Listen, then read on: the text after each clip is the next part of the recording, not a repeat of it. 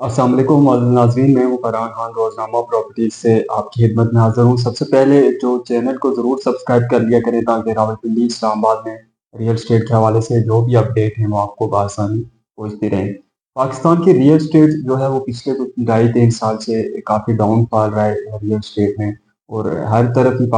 Real estate میں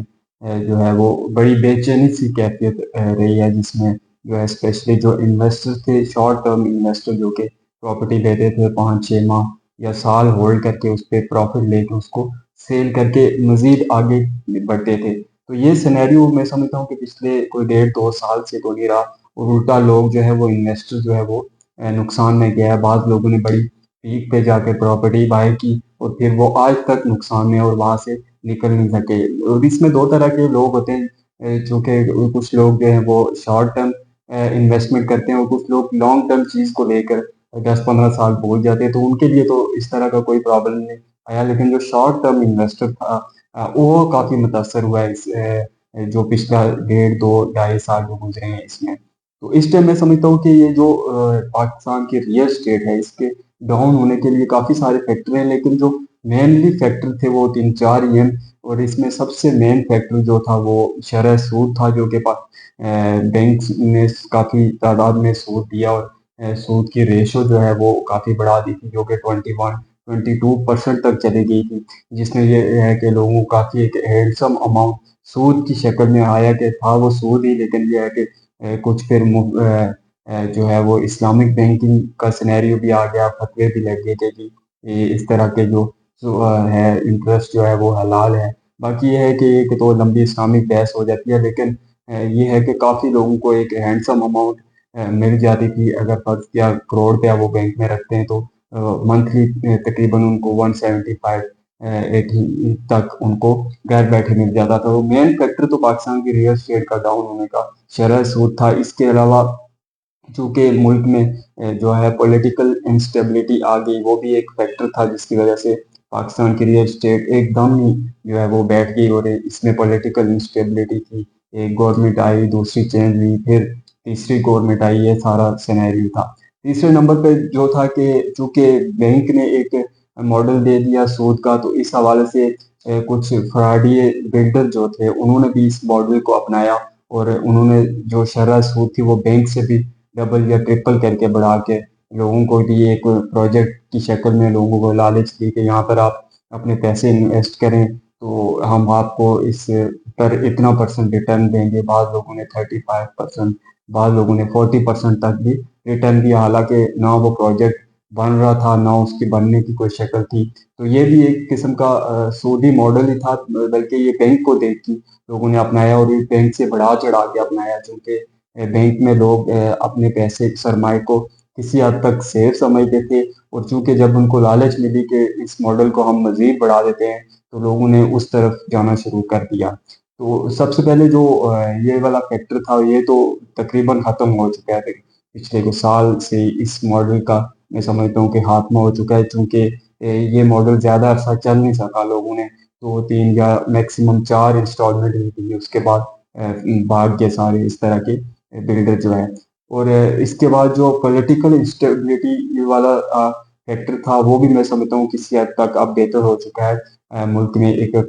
political stability ضرور ہے کسی حد تک، جو کہ میں سمجھتا ہوں کہ یہ بھی ریئل اسٹیٹ کے لیے اور باقی جو بھی بزنسز ہیں ان کے لیے بھی خوشحال ہے۔ تیسرا جو سب سے مین فیکٹر تھا شرح سود، جو کہ بینکوں نے کافی بڑھا دیا تھا، جس وجہ سے لوگ ایزی منی کی طرف چلے گئے، سرمایہ بھی ان کا محفوظ، اور اسپیشلی یہ جو تمام بزنسز کو نقصان ہوا ہے، لیکن اسپیشلی ریئل اسٹیٹ کو اس سے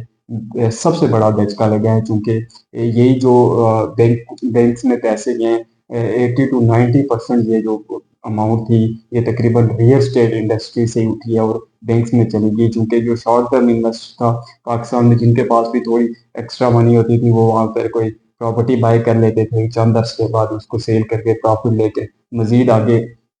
وہ کوئی پراپرٹی اور بائی کر لیتے تھے۔ تو اس حساب سے لوگوں نے جب دیکھا کہ بینک ایک اچھا ہینڈسم اماؤنٹ ہمیں دے رہا ہے، تو لوگوں نے یہاں سے پیسے اٹھائے اور سیدھا بینک میں رکھوا دیے، جس کی وجہ سے ریئل اسٹیٹ میں بائنگ سیلنگ نہ ہونے کے برابر آ گئی۔ تو ریٹس بھی آٹومیٹکلی، جب